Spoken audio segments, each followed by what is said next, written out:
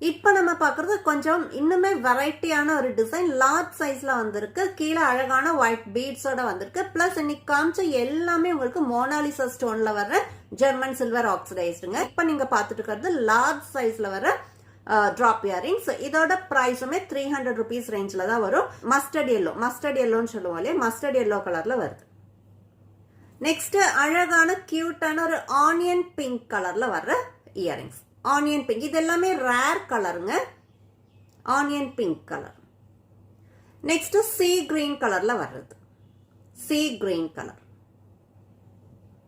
Next dark green colour, ரொம்ப அழகான ஒரு colour, dark green with Mona Lisa ஸ்டோன்ல வந்திருக்கு.